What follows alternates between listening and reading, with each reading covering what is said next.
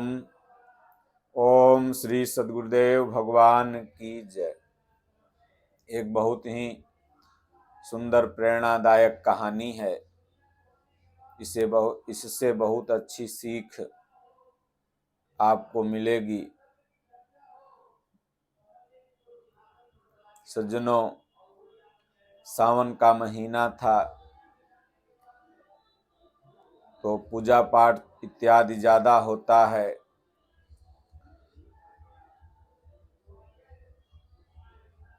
तो पंडित लोग सोमवार के दिन थोड़ा सा ज़्यादा डिमांड के चलते, ज़्यादा पूजा पाठ के चलते कम मिलते हैं। एक राजा साहब थे, उन्होंने सोमवार के दिन निश्चय किया था कि हम भगवान शिव का रुद्राभिषेक कराएंगे।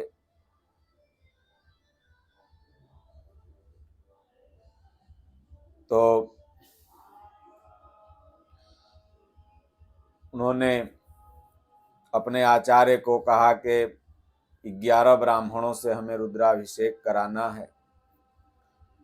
उन्होंने कहा ठीक है महाराज, हो जाएगा, आप निश्चिंत रहो। संजोग से सोमवार का दिन था। लाख उनके प्रयास पर भी 10 ब्राह्मण ही मिल पाए। 11 ब्राह्मण की जरूरत थी।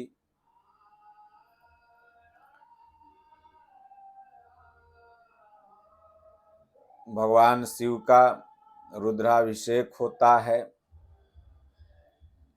एक भक्त ने कुछ दिन पहले पूछा भी था, महाराज जी रुद्राभिषेक कराना चाहिए कि नहीं।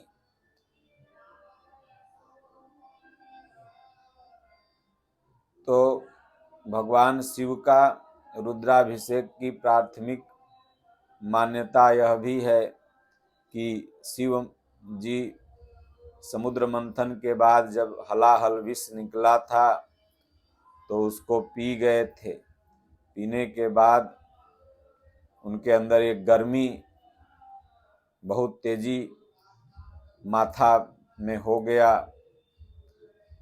ब्रेन गर्म हो गया। तो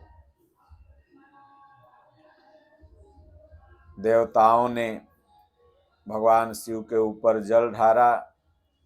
तब से यह परंपरा बन गई कि रुद्राभिषेक करना चाहिए, शिव जी को जल देना चाहिए।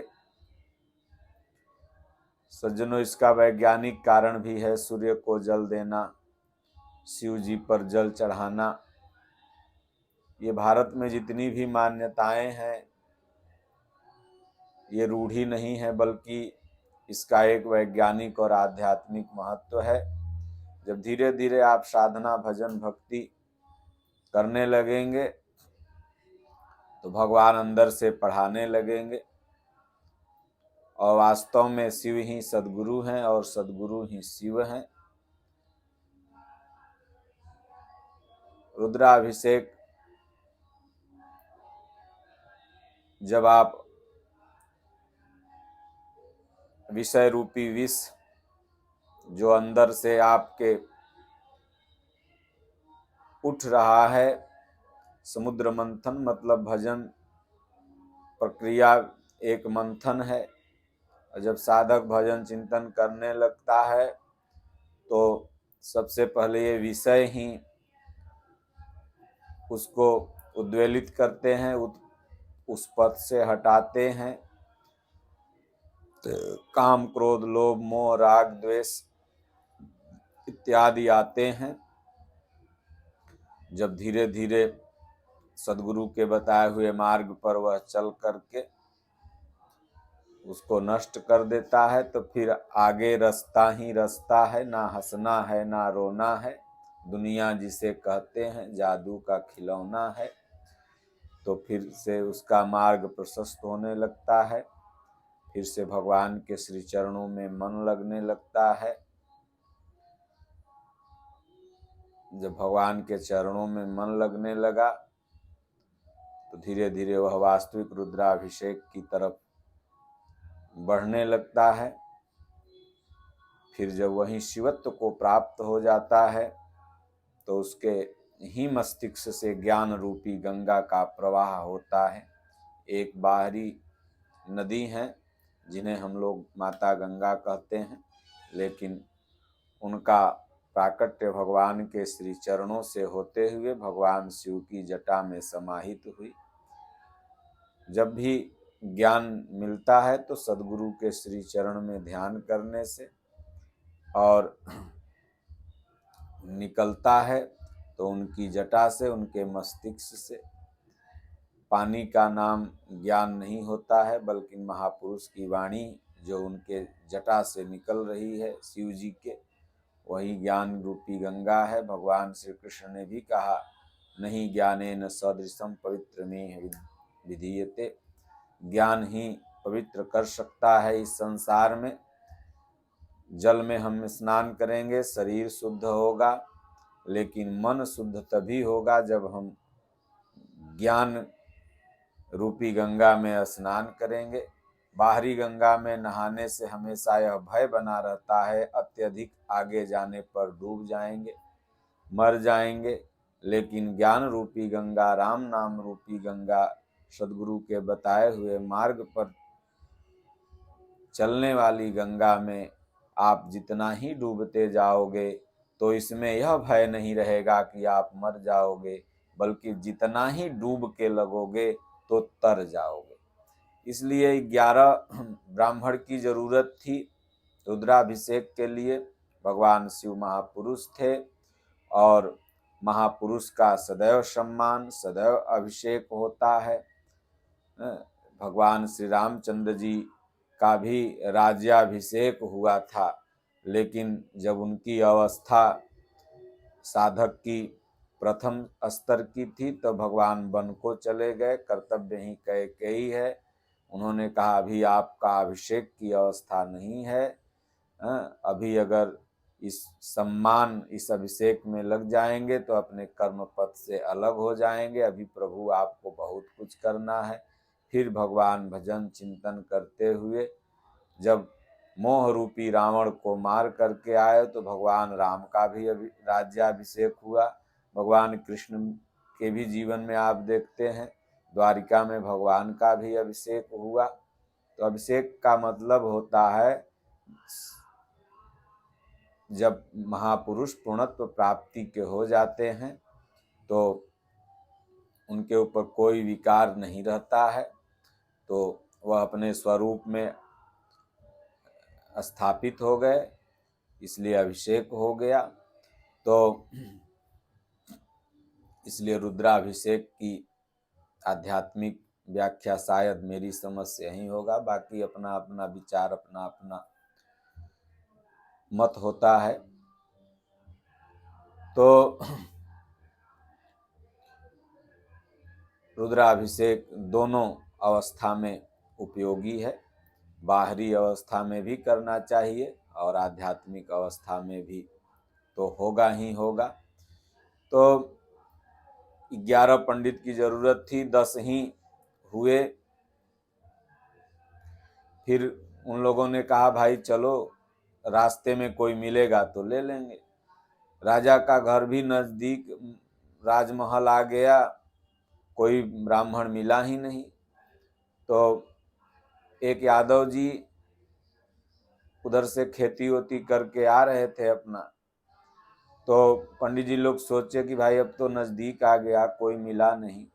यादव जी को बोलते हैं भाई चलो साथ में चलेगा, कपड़ा तो हम लोग के पास है ही, पंडित वाला वेश पहना देते हैं, वहां अपना बैठा रहेगा। जाप तो हम लोगों को करना है, कोई तेज तेज तो करना नहीं है। अभिषेक होगा, जाप होगा, दक्षिणा लेके चले आएंगे, अब तो मजबूरी है। उन लोगों ने कहा ऐसा करो, चलो पहनो ये धोती कुर्ता और पूजा है। बोला नहीं नहीं हम ये सब नहीं करेंगे, नकली बन के नहीं जाएंगे पंडित जी लोग। बोले नहीं चलो। तो जबरदस्ती किया। उसने कहा अगर नहीं जाएंगे तब आप लोग क्या करेंगे? बोले तो तुम्हारे यहाँ हम लोग पूजा पाठ ही नहीं करेंगे, तुम्हारे बिटिया की शादी में, कथा में, वार्ता में हम लोग आएंगे ही नहीं, जब मेरी बात नहीं मानोगे तो। अब उसके सामने मजबूरी थी, चला गया। वहां गया तो जैसे ही ब्राह्मण देवता लोग पहुंचते थे, राजा महाराजा लोग, आज भी संतों ब्राह्मणों का सम्मान है, और इसलिए ब्राह्मण संत को भी चाहिए कि अपने सम्मान को अपने संस्कार के अनुरूप बनाए रखे, जिससे उसको सम्मान मिलता है।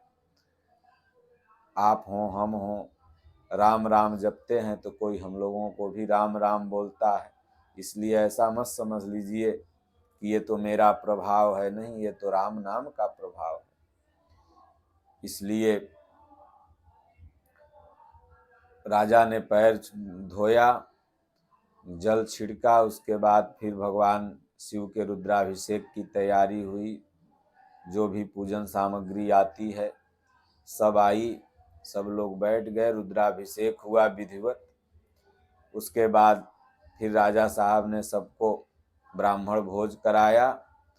फिर बिटिया जो थी, सबको राजा साहब की वो सोमवारी व्रत कन्याएं रहती हैं ना, तो उसका पूर्ण हो गया था, तो इसीलिए रुद्राभिषेक का संकल्प था। बच्चियां हमारे भारत देश में सावन की सोमवार का व्रत रहती हैं, इसलिए कि माता पार्वती ने भी भगवान शिव को पति रूप में पाने के लिए आराधना की थी। अच्छे वर भगवान शिव थे, इसलिए भगवान शिव की उपासना कन्याएं करती हैं कि वर अच्छा मिले, सुशील मिले। और माता द्रौपदी ने भी भगवान शिव से एक समय वरदान मांगा था कि हमारे पति गुणवान हो, धनुर्धर हो, बलवान हो। तो भगवान शिव आशीर्वाद देने में माहिर हैं, सरल हैं, इसलिए कन्याएं व्रत रखती हैं। तो राजा साहब की भी कन्या ने व्रत का पूर्णाहुति किया, तो पंडित जी लोगों को दक्षिणा वस्त्र इत्यादि देने लगी। अब यादव जी कभी इतना सम्मान तो मिला नहीं था, मन अंदर से गदगद था। वो सोच रहा था, जब से गया था मंत्रोंत्र तो कुछ आता नहीं था, कि हम आए तो पैर धोया, खाना खिलाया, बड़ा सम्मान मिल रहा है। अब राजा साहब की बिटिया दक्षिणा भी दे रही है, राजा साहब भी दे रहे हैं।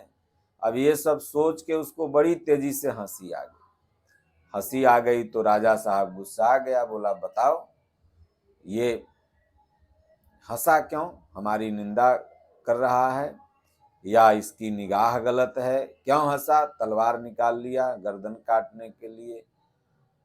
अब तो बेचारा क्या करे, उसका भाव तो कुछ गलत था नहीं। राजा ने कहा क्यों हंसा? अब यादव था, थोड़ा सा यादव बुद्धि लगाया, यादव लोग के पास बुद्धि बहुत होती। उसने कहा राजा साहब देखिए, आपने गलत समझ लिया, हमारी हंसी का कारण है मैं आपकी सेवा से अति प्रसन्न हूं, और मैं आशीर्वाद देता हूं कि यह बिटिया बहुत सुंदर घर में जाएगी, और प्रथम आपको पुत्र, मतलब आपको नाती जन्म करके देगी। प्रथम इस सुपुत्री को पुत्र ही जन्मेगा। हमारे भारत में परंपरा है कि अगर प्रथम पुत्र जन्म जाए तो बहुत लोग अच्छा मानते हैं, लेकिन वैसे आज के परिवेश में चाहे कभी भी कुछ रूढ़ियाँ आ गई हैं, पुत्री को लोग अपहरण करा देते हैं, मार देते हैं, ये गलत है। पुत्र और पुत्री दोनों समान रूप से बराबर हैं, लेकिन पुत्र अगर किसी को आप कह दीजिए कि आपको पहला पुत्र होगा, या किसी बहू को घर में हो जाए, तो उसकी मान्यता बढ़ जाती है। बढ़नी चाहिए, अच्छी बात है, लेकिन अगर पुत्री भी हो गई तो उसकी हीनता नहीं होनी चाहिए, क्योंकि बेटा बेटी दोनों एक समान हैं। दोनों को अगर पढ़ाया लिखाया, समान अवसर दिया जाए तो आपको दोनों नाम रोशन करेंगे। और वैसे पुत्र से ज़्यादा आज के डेट में अगर देखा जाए तो बेटियां अपने माता पिता के प्रति वफादार होती हैं, सेवा भाव रखती हैं। पुत्रों को भी बच्चियों से सीखना चाहिए। जहाँ यह बात वह बोला, यादव जी। तो राजा साहब खुश, बोले पंडित जी बहुत गलत हो गया हमसे, हमने तो दूसरा भाव समझ लिया, मेरा मन पापी है, क्षमा करें। दंडवत प्रणाम किया, क्षमा मांगा, किसी तरह से दक्षिणा वक्षिणा सब लिए पंडित जी लोग, और यादव भी अपना बाहर आया, फेंक दिया उन लोगों को दक्षिणा, बोले पकड़ो अपना दक्षिणा। आज तो पंडित बना के तुम लोगों ने हमारा जान ही मरवा देता अगर हम अपनी अहिरई बुद्धि नहीं लगाते, यादव वाली बुद्धि नहीं लगाते तो। भला बताओ, हमें हंसी आ गई इतना सम्मान पाके। मन में मैं सोच रहा था, खाना दिया, खिलाया, गोड़ धोया, अब दक्षिणा भी दे रहा है, पंडिते बने में फायदा है, यही मैं सोच के हंस दिया। तुम लोगों ने तो जान मरवा दिया। अब दक्षिणा दिया, पंडित जी लोग बोले हंसा क्यों, तुम पागल है, उसको डांटे वोटे, वो अपना चला गया घर। संजोग से साल भर बीता, दिल का सच्चा था। भगवान तो उसी का सुनते हैं जो दिल का सच्चा है। वेश बना ले, तिलक लगा ले, कपड़ा पहन ले, खूब आशीर्वाद देगा तो उसका सुनेंगे ही नहीं प्रभु। लेकिन दिल का सच्चा है, जो बोल देगा वो होगा। अब मुंह से निकल गया था, मृथा न होय देव ऋषि वाणी। जो दिल का सच्चा है वही देव है, वही ऋषि है।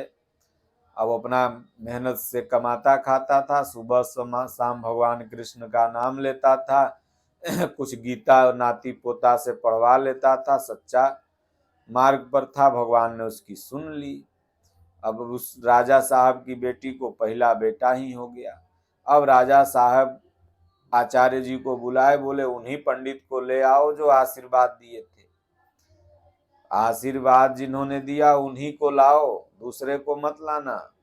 मैं उनका पैर पूजा करूंगा, बेटी भी करेगी और दान देगी।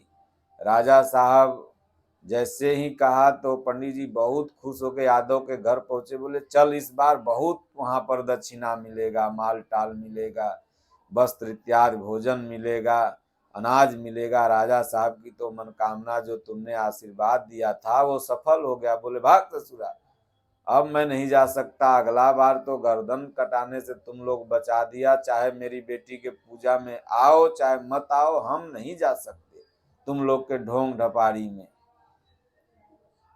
जाओ तुम लोग। अरे कहा चल भैया, चल भैया, तुम चलेगा तो बहुत माल मिलेगा। बोले नहीं जाऊंगा। तब जाके बोला राजा साहब वो तो पंडित जी आ ही नहीं रहे हैं, उनका दक्षिणा दे दीजिए, हम लोग लेके चले जाएंगे, दे देंगे उनको।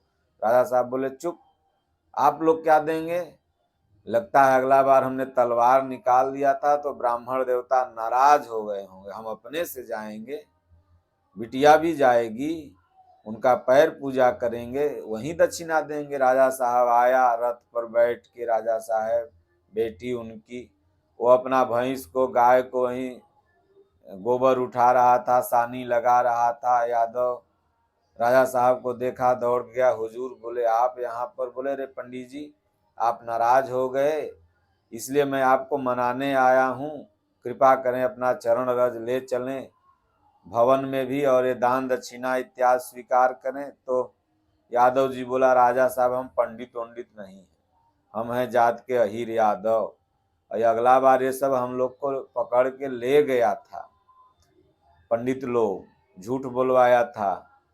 राजा साहब बोले असीला पंडित तुम ही हो, ये सब नकीला पंडित है, सब खाली जन्म से पंडित है, वेश से पंडित है, लेकिन आप कर्म से पंडित हैं, कर्म से ज्ञानी हैं, कर्म से ब्राह्मण हैं, क्योंकि आपकी बात में सत्यता है, आपने सत्य वचन कहा था, पूर्ण हो गया।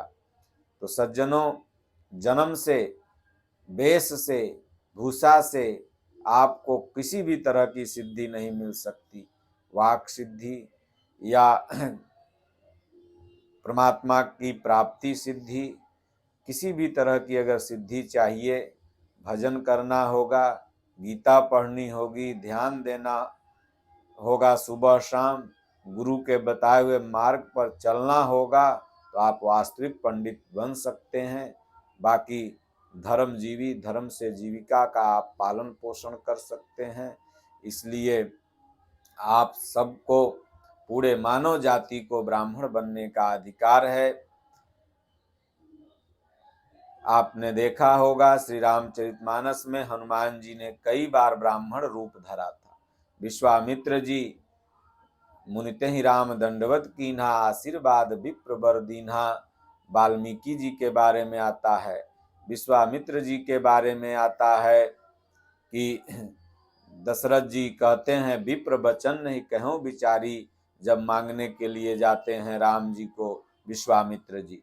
तो इसलिए ब्राह्मण एक स्थिति है, न कि जाति। बोलिए श्री सद्गुरुदेव भगवान की जय। हरिओम। शांति शांति शांति।